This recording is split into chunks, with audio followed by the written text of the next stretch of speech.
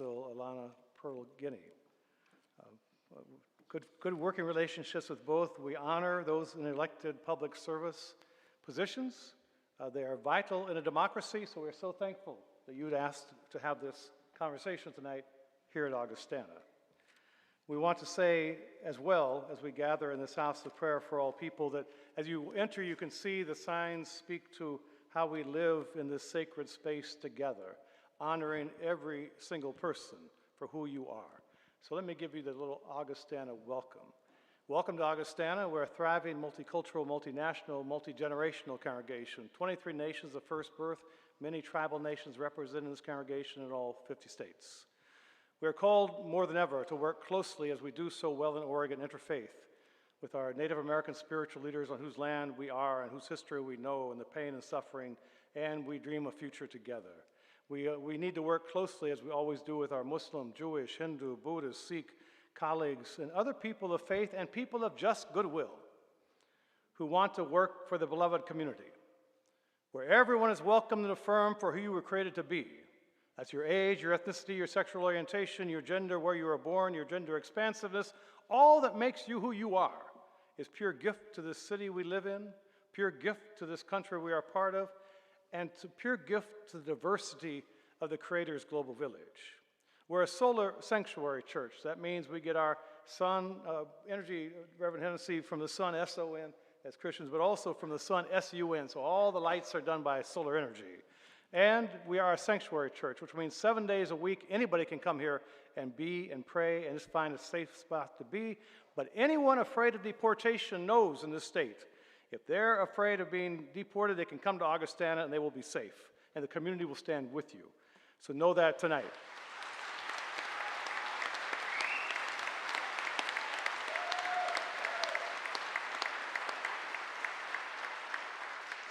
And I'll be going to Grand High School after this for the concert. A lot of our students are there, and they know we are committed to renewing the earth for generations to come. Wind, solar, all the rest, to make that happen together. Finally, let me say this. You know the word, Dr. Hennessy, or Antoinette Edwards, or Reverend Weiser, you know your Latin. And in Genesis 1:27, the Hebrew Scriptures, it says, you know, we are created in the image of God. And the Latin word for that is imago Dei. How do you spell Dei?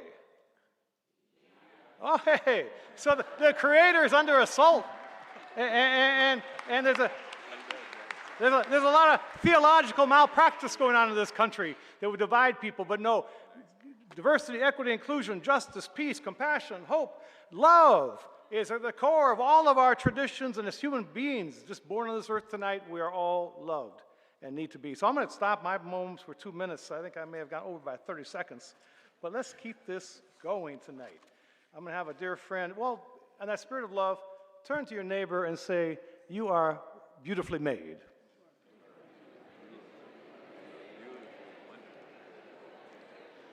And then turn to somebody else, whether you know them or not, and say, aren't you lovely? All right, we're going to have a good conversation tonight. And our dear friend, the pastor of Vancouver Avenue Baptist Church, is here tonight to introduce the two who will be speaking. As we move into the question time, you all got tickets, and we'll have a basket of tickets up here, and some of our colleagues, Francisco and Francisco, will probably read the numbers, and whoever has the number gets to ask the question. So there's the basket, right here they come. So Reverend Dr. Hennessy, if you would introduce our two presenters tonight who are beloved public servants. Good evening, everyone. Okay, I know that you know better than that, so let me just get this straight again. Good evening. Good evening. Thank you very much. Two things I want to do on my personal behalf, on behalf of Pastor Jackson, Miss Antoinette Edwards, and Pastor Weisner, and other clergy that may be here. We are grateful to have this opportunity to be with you this evening. I would like you to do me a big favor right from the start. We're grateful for Dr. Mark Knudsen. He does beautiful work in our community, and we are blessed. I secondly want to thank you for the opportunity for us to be here at Augustana Baptist Lutheran Church of God in Christ Methodist Church tonight. We're grateful to be here together. It is indeed a humbling honor to introduce our two panelists tonight. I'm really proud of both of them, thankful for both of them, and really appreciate the heart and the work that they do every day on our behalf. Somebody give, if I was in Vancouver Avenue where I hold forth, I'd say, do I have a witness? Amen. Okay, very good. The first is Congresswoman Maxine Dexter. Actually, Dr. Dexter has dedicated her entire life to caring for her community. As a pragmatic progressive, she is committed to bringing people together to build healthy, thriving communities. She represents Oregon's 3rd congressional district, which includes East Multnomah, North Clackamas, and Hood River counties, and of course, the city of Portland. Please make welcome our United States Congresswoman, Dr. Maxine Dexter.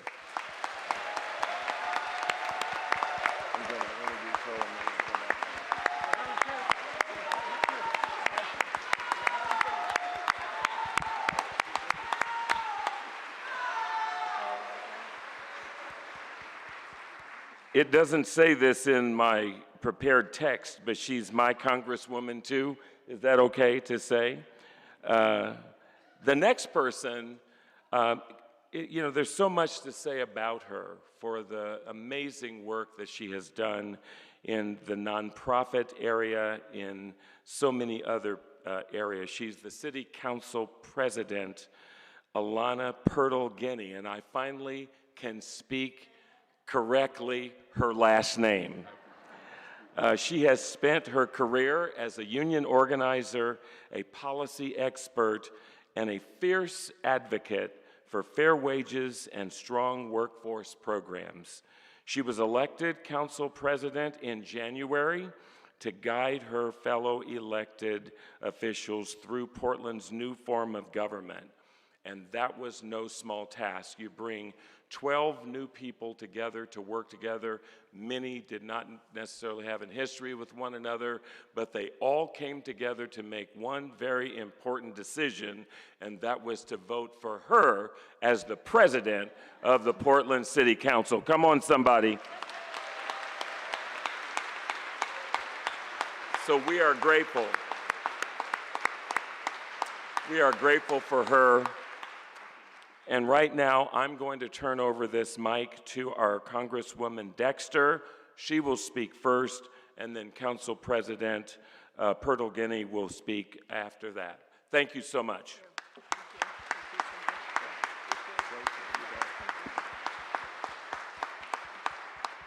Thank you so much, Reverend Hennessy and Pastor Knudsen, for your kind and welcoming remarks, as well as to your community for sharing this space with us today.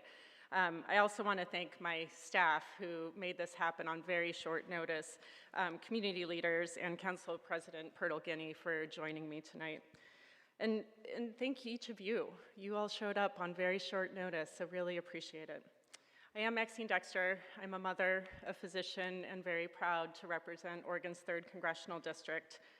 Before going to Congress, I was a pulmonary and critical care practicing physician, as well as a state legislator for 4 years. And as was shared, I've spent almost 20 years taking care of people in this community.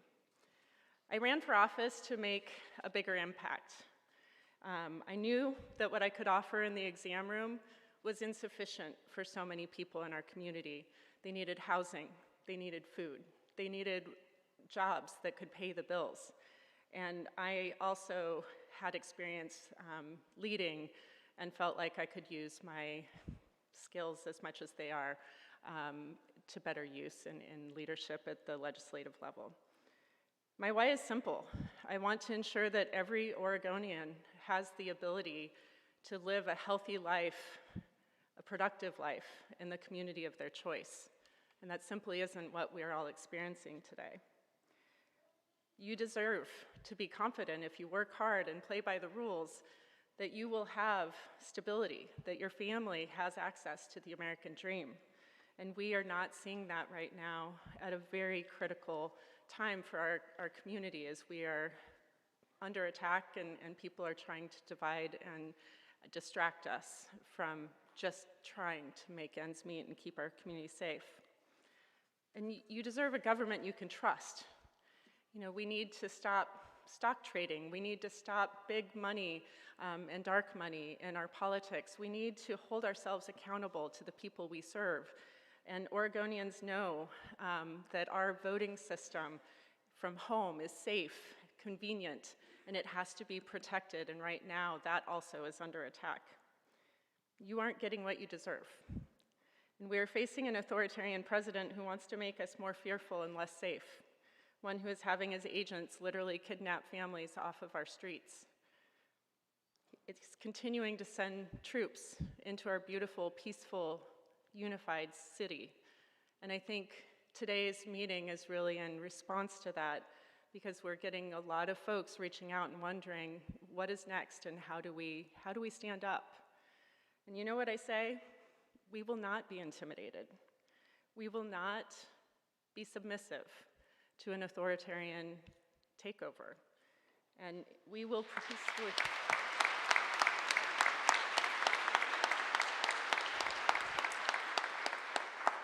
And we also must be steadfast in peaceful resistance. That resistance is patriotic. It is standing up for our values, but it is critical at this moment that we maintain peace and solidarity, because that is the only way that we win in a violent, extreme environment.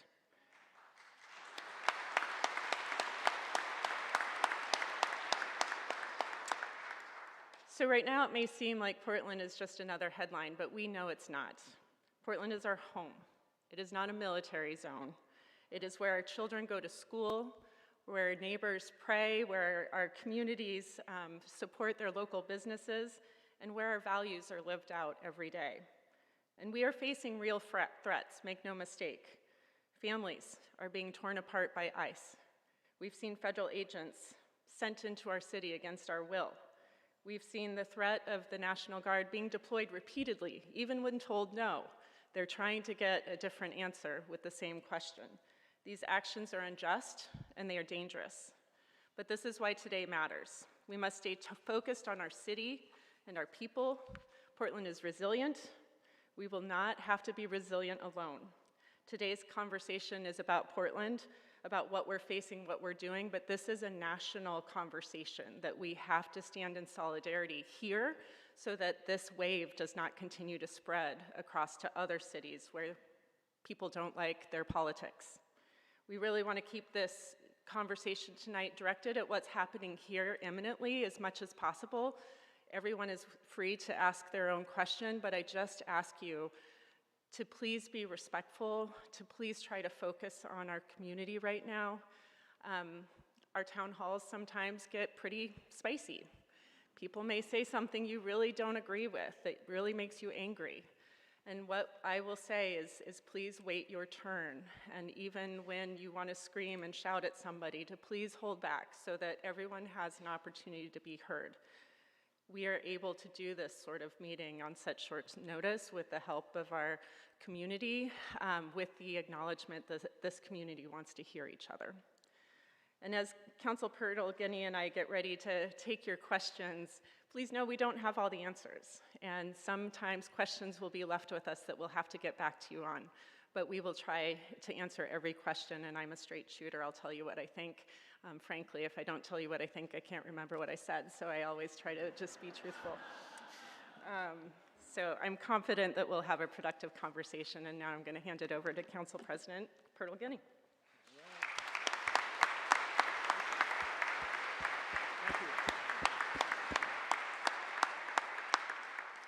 Thank you so much, Congresswoman. It's really an honor to be here today with you.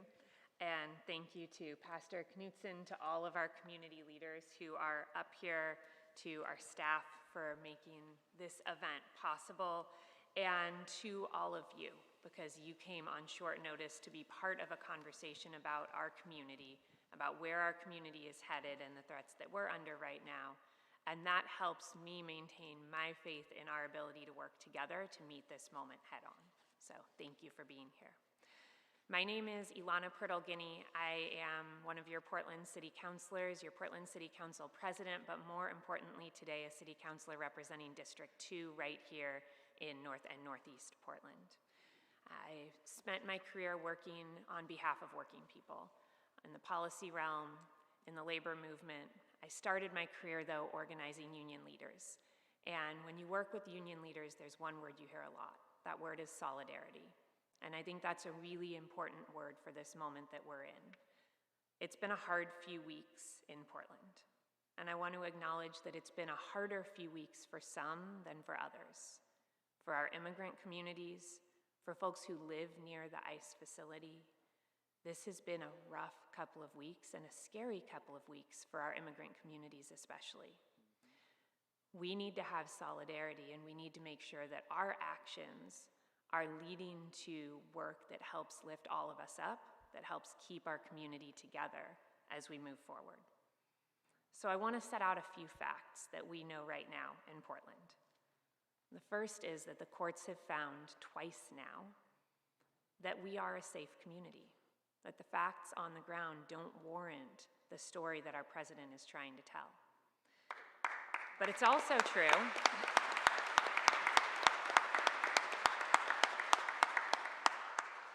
true that Donald Trump is looking for a fight, and he's trying to provoke a fight and change the facts on the ground. The third thing, though, that we know is true is that Portland so far has met that head-on with levity. Not because this is a light situation, but because this situation is so absurd, because it is so absurd that there is nothing else to meet it with on the streets of our city other than levity. And another fact I want to lay out is that Thursday is a big day. Thursday, our first court case goes to the Court of Appeals because the president did not take no for an answer and has appealed that decision to the Ninth Circuit Court, I guess the Circuit Court, not the Court of Appeals.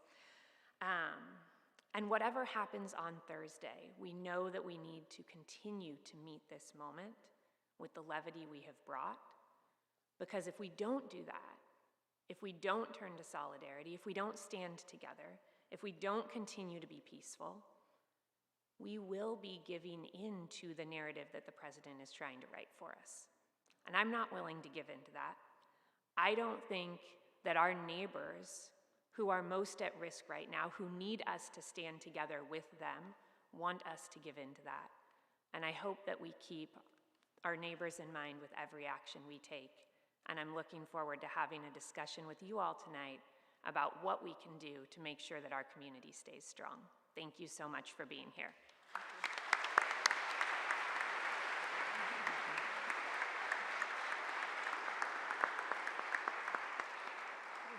Thank you for those words, both Congresswoman and Council President. We appreciate you both. We're going to come to a time of questions, and there will be two people with microphones. More cards are coming up. And I want to say this too. The members of the media who are here tonight, we always say this to you: we honor and value your work.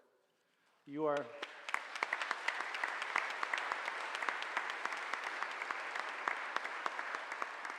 are storytellers, and without storytellers who take pictures and write stories, it's just a group of us in a church in a little obscure place in Portland.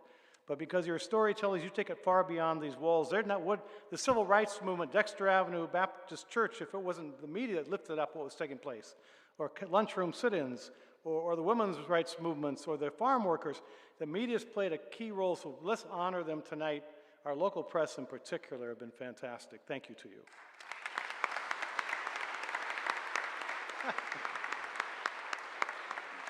Now, a Republican senator who I knew once, Mark Hatfield, he had a quote I can't seem to find, but it was to this effect: instead of talking about millions all the time, we need to go to the one story. Two people sitting up here with us are members of this church. Both have families, could face deportation any moment. Francisco Aguirre's on staff here. He's the chair of the National Day Laborers Movement. You saw them on the news lot in LA. He's the chair of the board. And next to him is Francisco Rivas, who comes to our Spanish language service, and he will be in court tomorrow morning. We're going to meet here at 7 a.m., go downtown for an 8:30 hearing at the federal building on his status. Here are two stories right here of families that go to bed in fear because of this administration. So how do we stand together? These two are going to pull the numbers for the questions. Come on, Francisco. Francisco could give an hour of sermon, but that's not tonight. You're going to pick out and whoever has this number gets to have a mic come to you and ask the question. This is something very hard to do, Pastor. Come read the number, right? Let's see. Let me wear my glasses because I'm getting blind.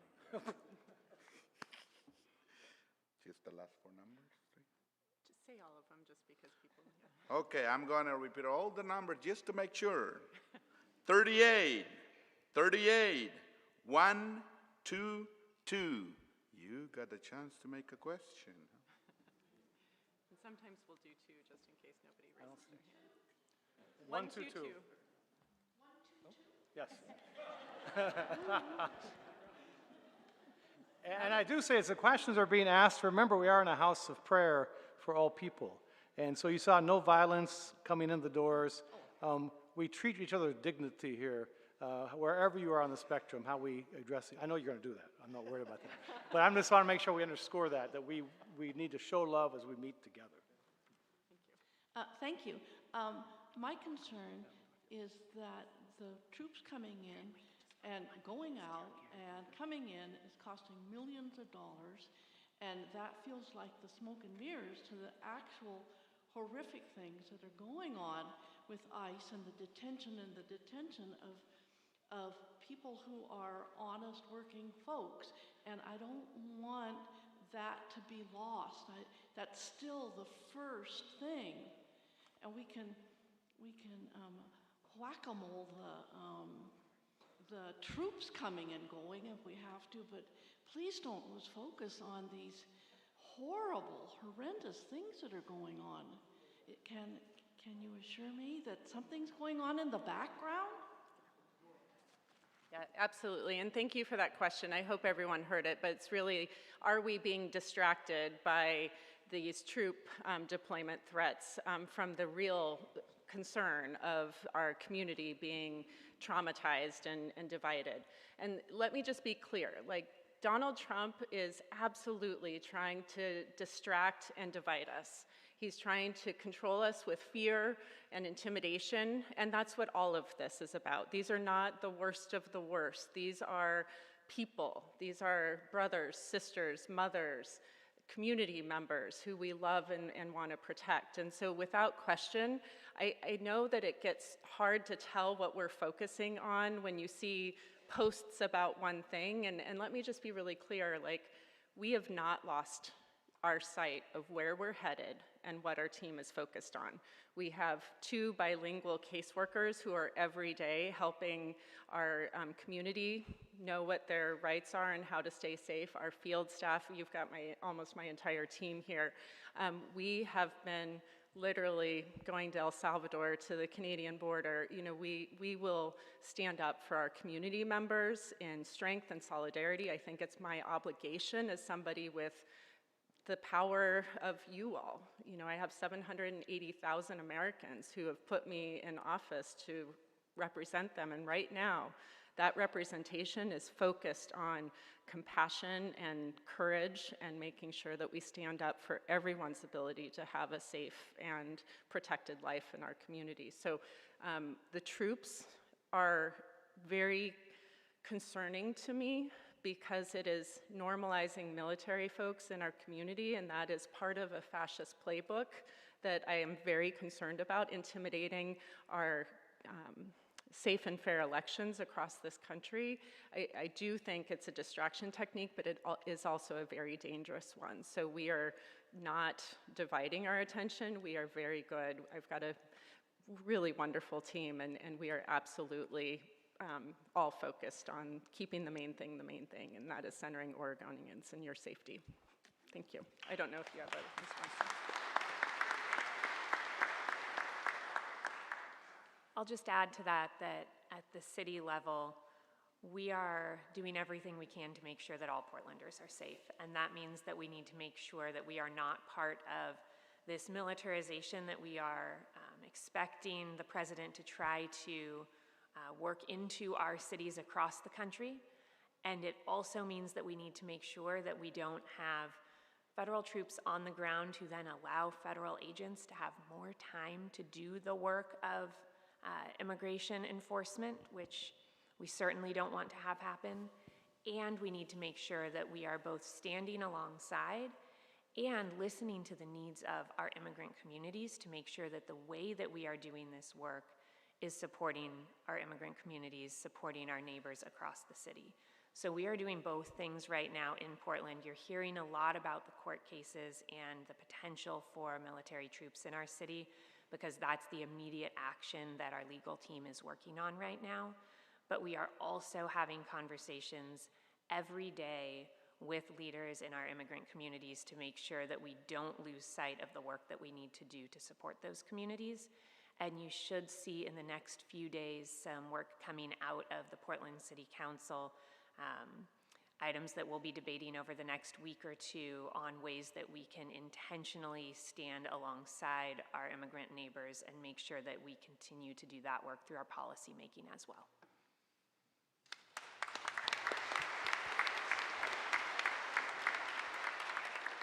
And as you know, as they both said, our immigrant neighbors are us, and there's not an illegal person in the world. Every human being has a place. Let's have a stand ovation for Francisco Aguirre. He's been fearless, and Francisco Rivas, who will be in court tomorrow.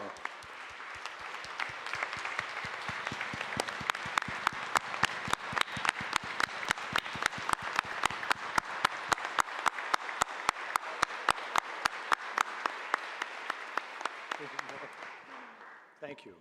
So I'm gonna take this ticket with freedom, love, and dignity for every human being.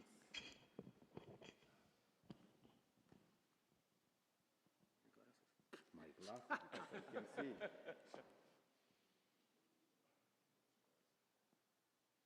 38, 140.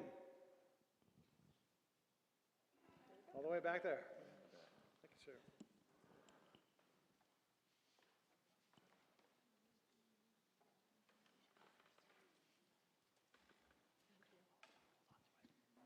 Is it on? Yes. Okay. Thank you again for pulling this together so quickly and to see such a wonderful outpouring of support from our neighbors. So I think those of us here tonight are totally in agreement, most of us I would say, in peaceful protest against what we are facing. For example, my phone started blowing up Saturday evening with questions from people I know around the world about what is going on in Portland.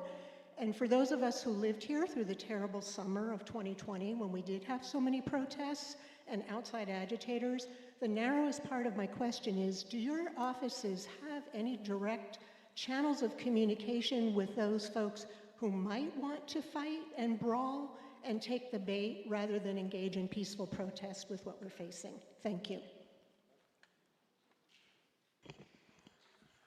Thank you so much for the question. Thank you for being here. And you have probably heard all of our leaders at both the local, state, and national level talk about the importance of peaceful protest, of how we show up in these moments.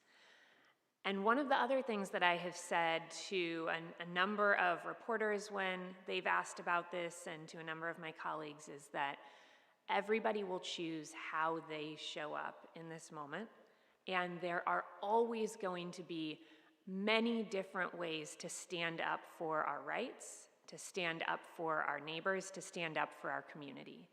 And it's important to respect the full spectrum of ways that people will choose to express themselves as we go through the next days, weeks, months of standing up to a federal administration that is trying to move us closer and closer to authoritarianism. We will need all types of work. And for some people, that means the work that you can do from your home. For some people, that means turning out to events like this. For some people, that means marches. For some people, that means protests. One of the benefits of our new city council is that we have 12 members who have connections in very different parts of our community. So I can speak to different people than some of my colleagues can speak to, who can speak to different people than some of our other colleagues can speak to. I expect that there will be some Portlanders who choose to show up night after night at the ICE facility. I also think that as long as most of us are engaging in peaceful protest, as long as most of us are showing up, I know there were folks as you came in tonight who were sharing information about the No Kings rally later this month. I know that there are organizations that are looking to create opportunities to gather like this more frequently. As long as most of us show up to events where we are standing peacefully in solidarity, we will be okay, and we will ensure that as a community we are not creating the narrative that the president is looking for. I don't think we need to turn on each other. I think we all need to reach as many people as we can and encourage them to show up at events where we can come together peacefully.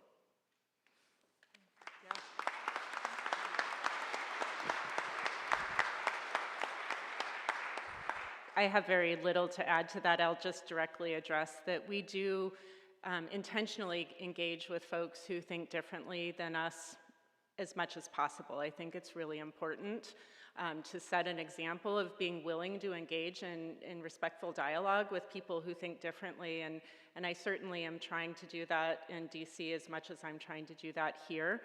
And you know, one of the first rules of protesting is not to try to tell other people how to protest, and so that is, I'm glad people are laughing, but it's so true. Like it's very frustrating when you want to express yourself to have someone else tell you how you should express yourself. So I think that don't take the bait is really coming from, I've seen it in DC. We know what the narrative is there, and we know that people are looking to make an example of Portland. They are looking to create our reality TV. President is trying to create a reality TV episode here that doesn't meet the reality of us on the ground. And so not taking the bait is simply acknowledging that they've got right-wing media streamers and videographers and people embedded in our federal officers as they are throwing tear gas and flashbangs at our peaceful people. That is absolutely a narrative that the more people who are there, the more chaotic and warlike it looks. And so I'm very grateful for the restraint that Portland is showing and the choices people are making, and I support everyone's choices, regardless of whether it's at the ICE facility or not. If we can keep it peaceful and try to distract people from the ICE facility, I think we'll all be much better off.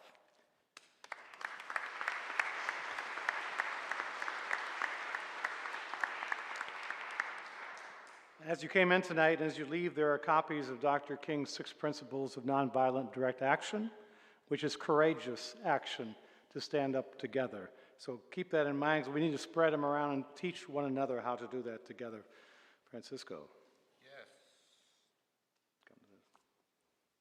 It's all about love, what we share here at Augustana, and from our community to the rest of the country. Don't forget that we do love the president, and we pray for him to one day change his heart and do the right thing. I will just say the last 3 numbers. 370. 370. Ooh, we did it in 2 languages. Yay. Do we see that number? 370. Okay, try another one. Let's do another one. 193. 193.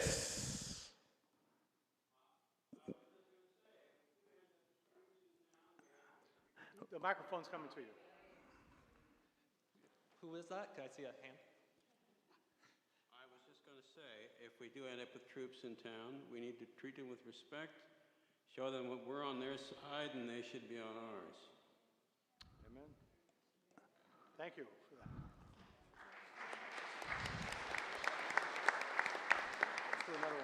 Let's do another one. 1, 2, 3. 1, 2, 3. Wow, that's a very hard number. There way you back. go. We have somebody there. Yeah. Thank Okay. you. This question is really more city-oriented. I am interested in what is the latest status of the consequences that have been laid out for the ICE facility breaking their lease by holding people too long and without cause. If there is consequence other than losing their lease, and if so, when does that happen?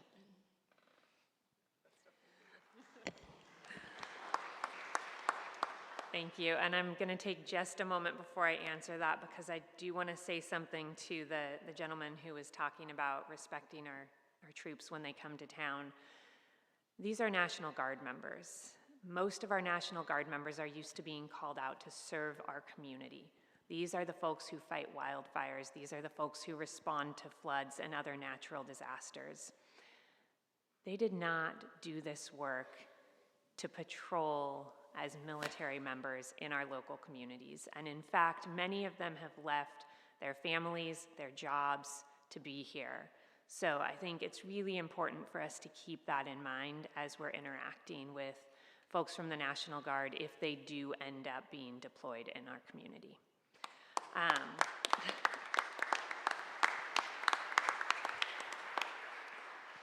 So folks may have been watching the filing with the city about the ICE facility, and our city folks on the administrative side found that ICE has broken the terms of their use permit. They have a conditional use permit for the facility that they're in, and the terms of that conditional use permit have strict requirements about the length of time that they can hold somebody in that facility. They have exceeded that time limit multiple times, not actually over just the last few months, but over the last year. So going back to the previous administration as well. More over the last few months, though. And that now launches a land use process. So I have to be careful what I say because land use processes can come before city council. And as city councilors, we have to remain neutral and look just at the facts of the land use system, the process, the case before us itself. What I can tell you is that this now goes before, well, the federal administration is given a period of time to respond to the findings.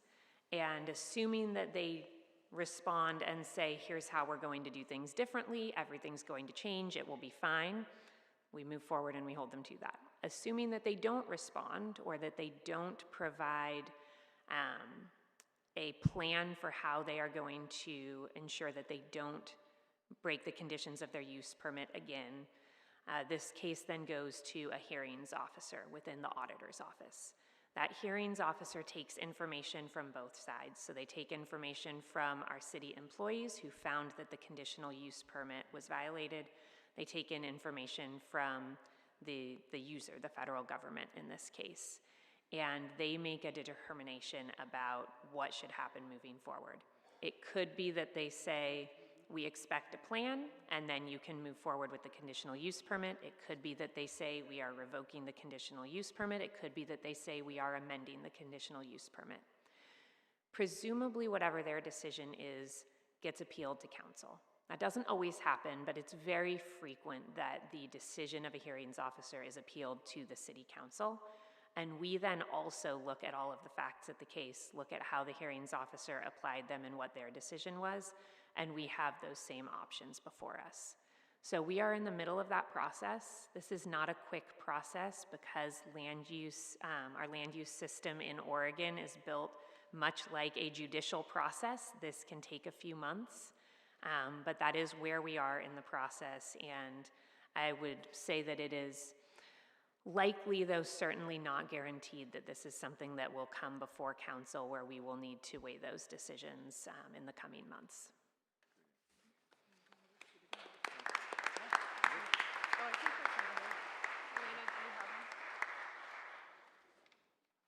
Elena, do you have someone back there with the number?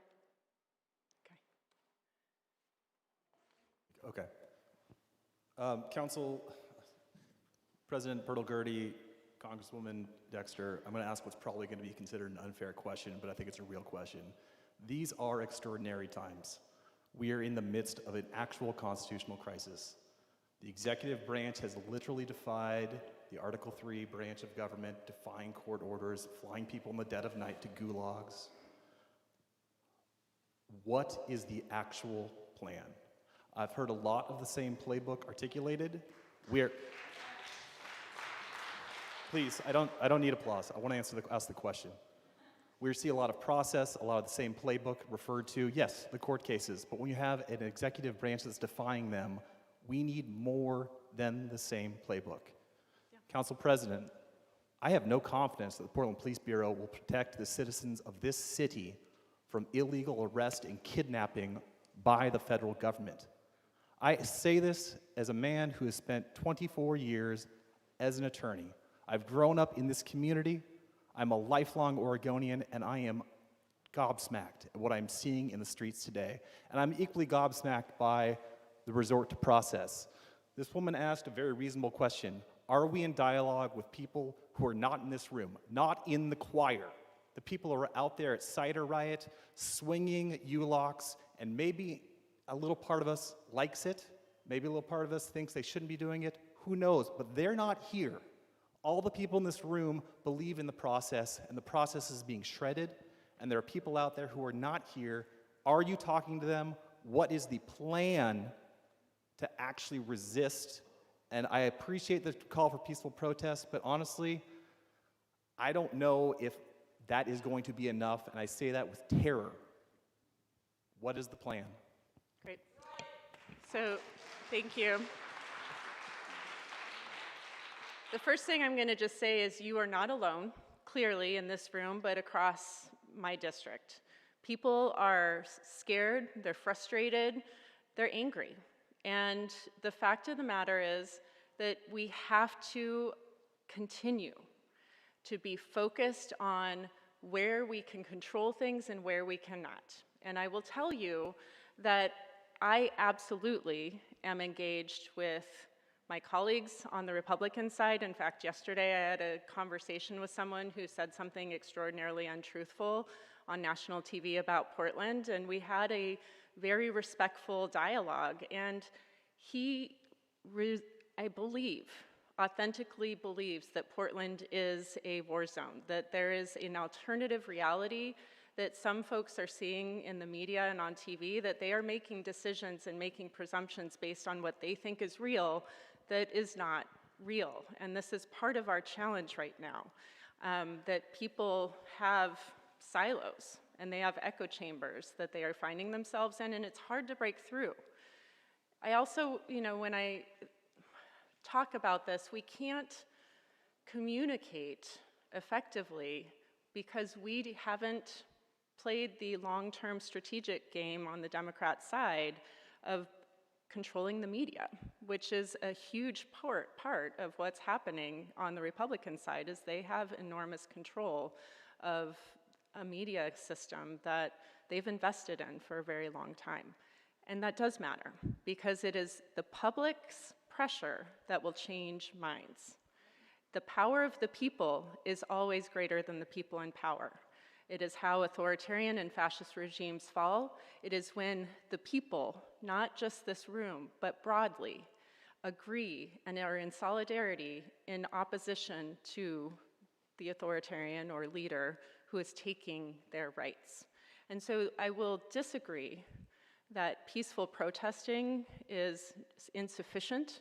It is the foundation of how we change public opinion. When we see people peacefully protesting our governments, our presidents here, I think, choices, that does matter. That does change minds. And the mind of my colleague who I spoke to last night, his obligation, his oath is to the Constitution, and he is serving his community. And when his community demands different, he will change.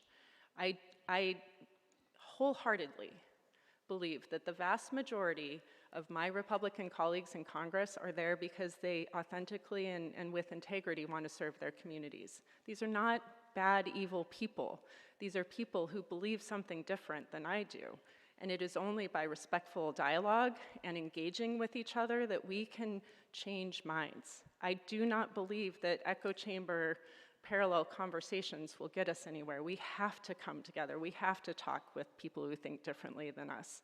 But right now it's hard because people are believing things and they cannot even agree on what the facts are. And so it takes me going into rooms where people all think differently than me and being brave about that. We talked about courageous conversations and courageous opposition.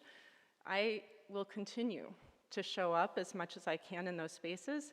Y'all, this is Portland. Like, it's hard to do here sometimes, but I will continue to do that. Representative Benson and I continue to speak about what's happening with Medicaid and with the government shutdown. We are in those conversations. This is not going to be a fast action plan that we are going to overwhelm this majority-driven government. The Republican majority is in control of both chambers as well as the White House. We cannot use tactics that compromise our integrity to get control, because ultimately it is the governance structure of the United States that has to stand. We have to support our Constitution. And rebellion against that, I strongly think, is the path that is not effective. And people are unsatisfied. And I can tell that you're unsatisfied with that, sir, but I think you've asked your question, and I just want to, this is not a conversation between both of us, so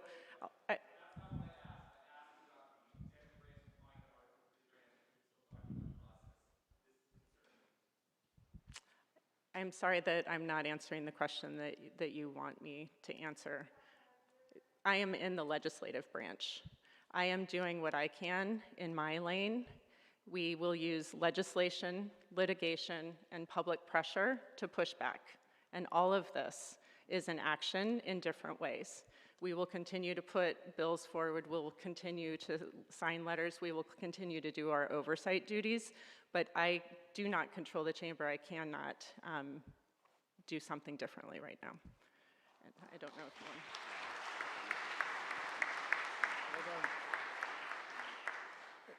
So I hear dissatisfaction with the current approach because I'm hearing from somebody who doesn't have faith in our institutions anymore. And I've heard that from a lot of people as I have conversations.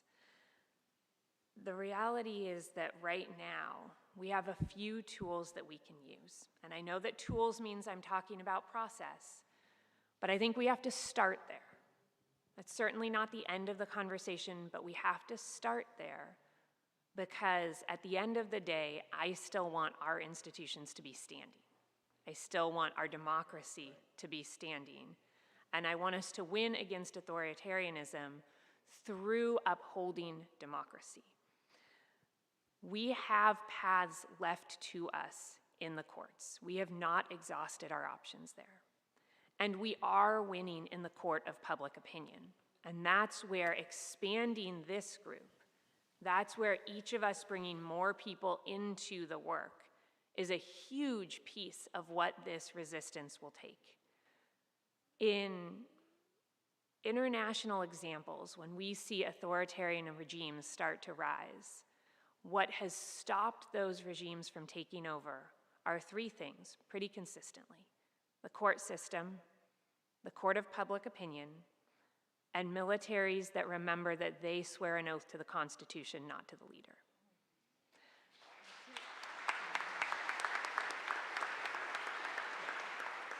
Right now, I know that for many people in our community, that does not feel like enough. It does not feel like enough because we need to be taking direct action also.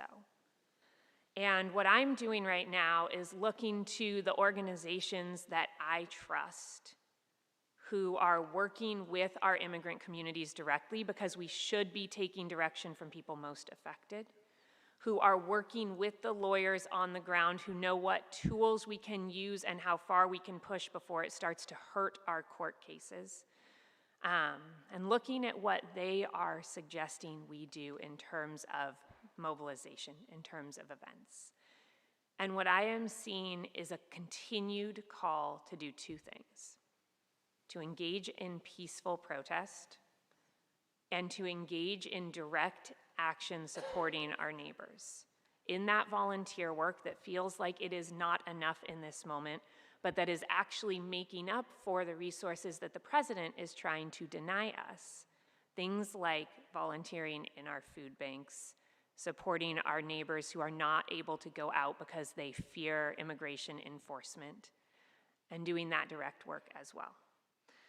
I want to address the piece about conversations because I know that that question refers both to people who sit to the right of us and to people who sit to the left of us.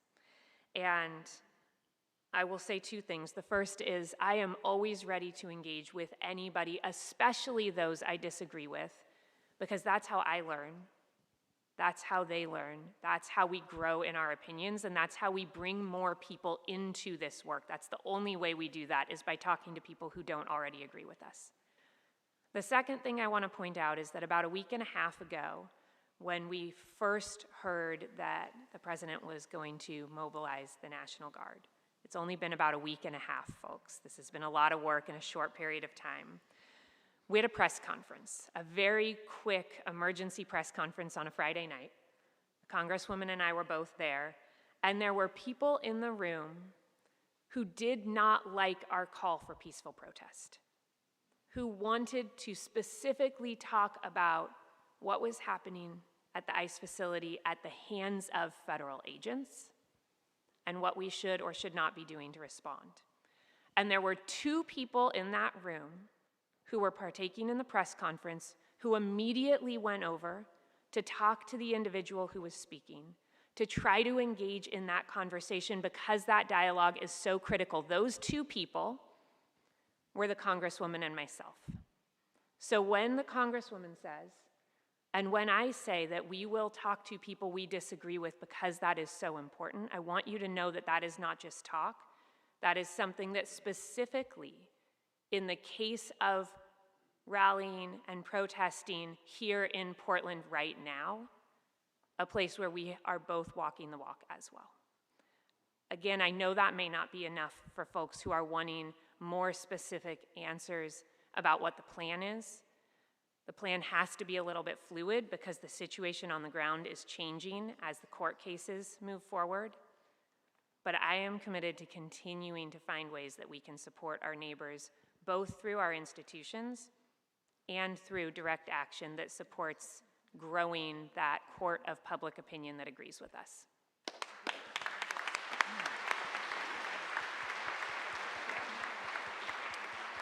We have time for one last question, and then we're going to have closing remarks by the Congresswoman and the President of the Council. Is John Eisenman present? He's a choir director at Grand High School, and we also have In Medio Choir that started here 3 years ago. They're going to be practicing in just a few minutes because I think we may have a special closing tonight. But let's have one more question. Now, I want to say we have well over 400, maybe 500 people here tonight, and we have hundreds online. This is being live streamed around the world tonight. Probably thousands with Facebook, but it's going to be on our webpage. You want to send it on to others, please do, because it's very important for everybody to expand this conversation. Francisco. And one more ticket with love in our hearts, because if we don't have love in our hearts, we don't have nothing to share with the community. Love overcome hate. No hate allowed in our hearts. 119. 119. I'm happy that I can read numbers. 119. You got it? All right. This is the last one? I will keep it. Yes, thank you for everything you said so far. One thing that I wanted to bring to light here is my confusion about why the judicial system can't seem to stop anything. When it's blatantly, they're going against the Constitution, that we stand for, that hold us together. Why can't the Supreme Court or some of the lower courts Stop it. You know. Oh, sorry. I keep forgetting there's a microphone here. Did I say enough? Did you? Yeah, I'll repeat your question, so thank you so much.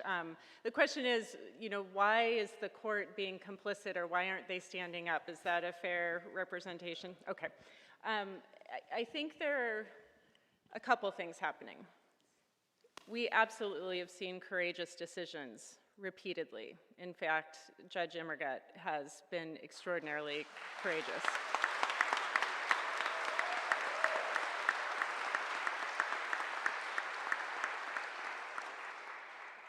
And she was very explicit about the rule of law. We are a country of constitutional law, not martial law. And I very much appreciate not just her understanding her incredibly important role in this, but frankly, her courage. Just this week, a judge in South Carolina who prevented voter information from being disclosed to this administration had their house lit on fire. There is frank intimidation and a very violent aspect to that is part of this authoritarian uplifting of Donald Trump that is extraordinarily concerning. This is a red alarm fire for this country. And it is the courage of our judicial branch that will be honored, lifted up, and celebrated. And I have to hope that others, courage is contagious. And I have to believe, in the same way I believe that my Republican colleagues have good in their heart, that the judges who can have the opportunity to make a decision will make a courageous one based on the Constitution and not on intimidation and politics. That all being said, we are seeing our Supreme Court absolutely defer power to the authoritarian or to the executive branch, consolidating power. My colleagues in the House have handed away our first section of the United States Constitution, our ability to declare war and make agreements on tariffs. Like, we have given that power, they have given that power away. And as we consolidate it, it's harder and harder to fight. So this is where the public opinion is so extremely important. When we were in El Salvador, I'm just going to take a step back. When we were in El Salvador, because we saw the constitutional crisis happening right there, that due process was being denied to people who were in our country who have absolute constitutional protection to have due process, we went to El Salvador because that was a line in the sand that we wanted people to know was crossed. And when we were there, it was the on-the-ground community activists and humanitarian community-based organizations that told us, this is what we saw in El Salvador before we had dictator Bukele.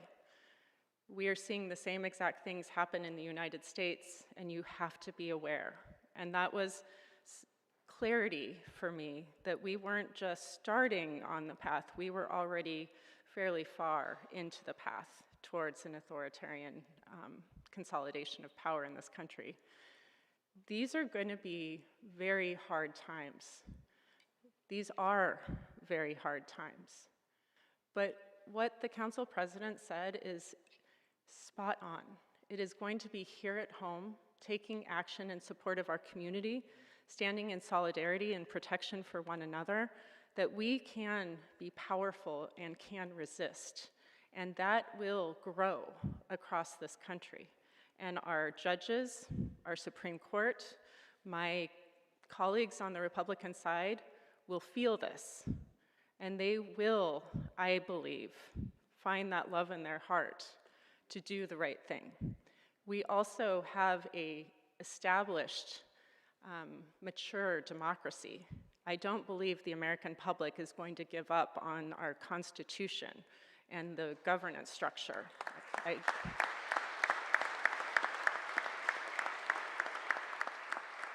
And so this is, again, where storytelling is, again, very important. We have to tell the story of what's happening to our neighbors. We have to make sure that people see that part of how authoritarian and even fascist regimes can stay in power is that the people with the most power are doing just fine. They aren't the ones who are being subjugated to trauma and marginalization. So getting that story out there so that everyone can see it will bring light to what is happening for the oligarchs and folks who are controlling so much of what's happening in this country right now. So again, I know it feels like not enough, but community, connecting to each other, standing in between an ICE agent and your neighbor when they are at risk, making sure that you know your rights and their rights, taking video and making sure that you do it in a way that can be shared. Calling my office, I have protection as a congresswoman that none of you have to go in pursuit of people who are taken, going to court with people. We need to show the impact of what's happening right now, and it's through storytelling, and whether it's around a table in a community center or on social media or to your friends and family in other parts of the country where they have different media exposure. Each one of us has power. Do not feel disempowered. Do not feel subjugated to what is happening right now. We all have power. And I cannot express enough how important it is that each one of us stands up for what is right, for justice, and for dignity for everyone right now. And that's how we win.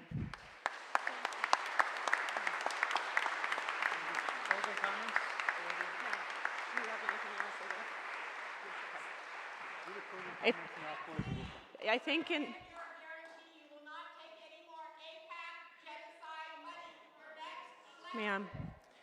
Ma'am, I can talk to you. I'd be happy to talk to you afterwards. I think we all would appreciate that. And just to be clear, my values are here laid out for everyone.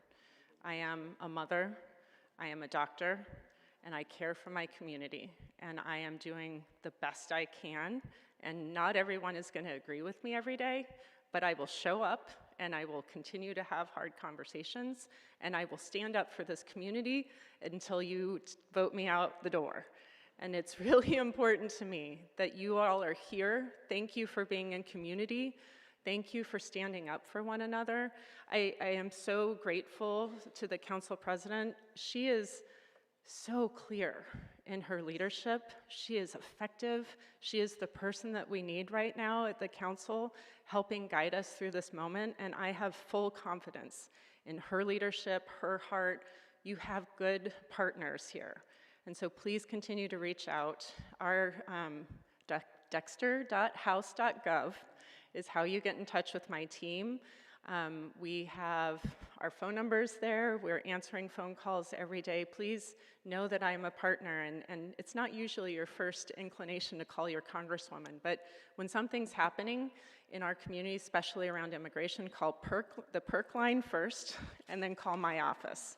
And the Pirtle-Guine is 1-888-622-1510, and that is the Portland Immigrant Rights Coalition, and they are doing extraordinary work in our community right now. And I'll just leave you with that. Council President. Let me say something real quickly.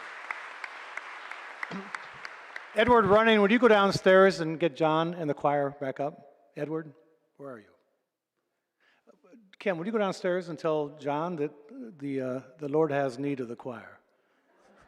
And come on back up. And I didn't thank you. I really meant to thank you. So please, yeah, please share my thanks. Thank you so much to everybody who's here. Thank you to Congresswoman Dexter. Thank you to Pastor Knutson, and to all of our leaders who are up here with us today. This is the type of community gathering that will help our community stay strong and that will help us win this fight. President Trump said recently that our local leaders in Portland weren't standing up and saying anything about what our city looks like because we were scared.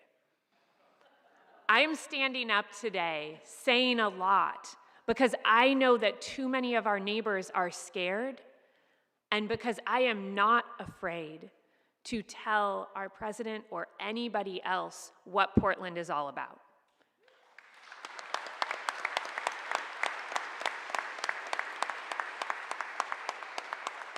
Oregon is our home, and you've probably heard your elected leaders say a lot lately, Oregon is our home, it is not a military zone. Oregon is our home, and it is the place that we will stand up for together. But that means that we need your help doing a few things. The first is reach out to us if you are wondering if something is real or not. Let's spread facts. Let's make sure everybody knows what the facts are. Let's not spread things that we haven't confirmed. The second is we need you to be the voice for people who cannot speak up. If you see somebody who is being detained by federal agents, ask them their name and their birthday. Ask them who we can be in contact with. Ask them if they have an attorney. Then call the Portland Immigrant Resource Center, PIRC. They have a hotline posted on their website. I know a lot of folks have been handing out cards that have their number on it. I'm sorry that I don't have it to repeat right now. I think you said it. Call them and share that information. Let this be the place where every single person who faces action from ICE has the support they need in the community and from our legal community. Bring others in. You've asked us tonight to make sure we are talking to people who think differently from us. I will continue to do that. I need you to do that as well, because I cannot be in every single room. Talk to your neighbors and remind them that this is home, that this is not a military zone, that we need to stand up for our home, because that is a message that everybody can agree with. Take actions that support your neighbors. Make sure that we are keeping front and center what our neighbors who are most affected by this federal administration need. And rest, because this is a long fight, and we are in it together, and we need to take turns doing the work. This fight is about our neighbors. It is about our future. It is about my kids and your kids and what our community looks like 1 and 2 and 3 and 5 years from now. And we will be stronger if we use this as a moment to come together. So thank you for coming together tonight. Thank you to the Congresswoman, to our staff, and to our hosts. It is such an honor to be here in community with all of you.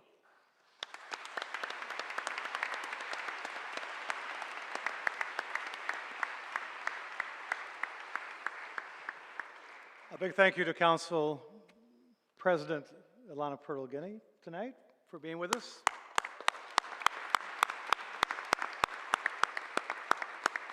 And to Congressman Maxine, Dexter, thank you so much for your leadership.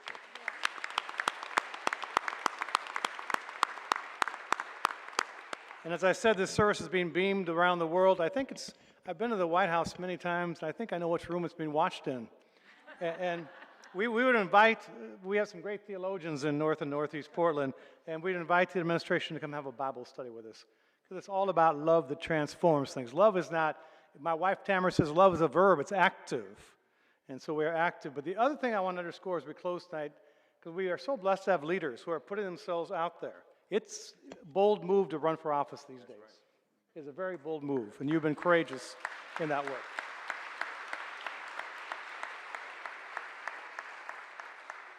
But you cannot have a movement, and there are many people here leading different parts of this, so nobody's got the lead. We're all coming alongside each other at different times. Like tonight, you came here. Tomorrow, we'll go join another group. We'll be down. If you want to go to the court with us, be here at 7 a.m. tomorrow morning. We'll have some bagels, maybe. I'm not sure, Francis. And then we'll head down to the courthouse together. But showing up for each other is so vital today. And showing up with a spirit that can transform what is into what can be. And you know, reverends and friends, Antoinette, I kind of feel a song coming on in a moment. I think you know what we're talking about, because we are in church, aren't we? So, I mean, I'm not going to proselytize anybody. But we are in a place of joy and hope and peace. So the benediction tonight will be simply this, and then we may sing, and we may be surrounded by 50 other singers as we go out tonight. But may you go forth in joy and return in peace. May the mountains and the hills burst into song at your coming, and may the trees of the field clap their hands.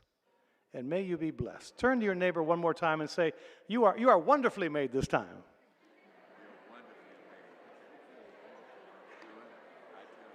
And then say with a spirit, oh, you are so beautiful. Okay. What's that song, Antoinette and Reverend? What's that song? Come on. Come on, let's rise up. Everybody rise up as you're able. Come on. If we can grab hands. Grab hands. If we can grab hands. And this is a song. And if you sing it with love, you're going to sound like Aretha Franklin, Liberace playing. Because I believe this. We believe this. We shall overcome. Do you believe it? Will you speak it? Will you sing it? And can we thank each other for showing up? Thank us. Thank you. Okay. On the count of 3, we're going to sing this. We shall overcome. We shall overcome. We shall overcome today.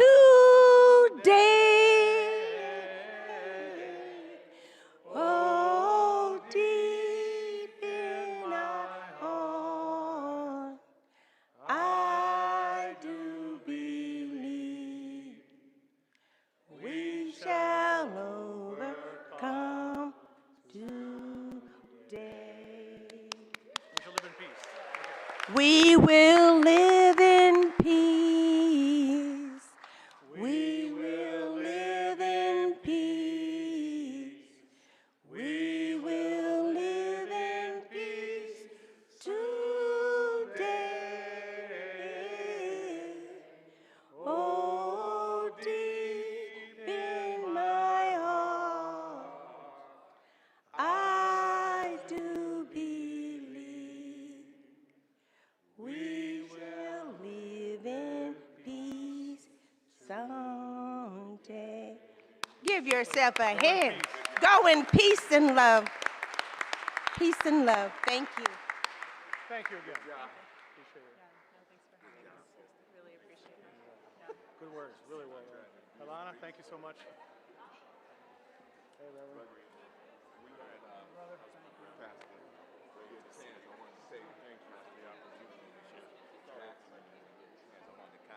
All right, thank you. Thank you for hosting. All right. A lot of things that was good job. Oh, Good job. it's all the strength when we gather together, right? Brother, And, amen. you know,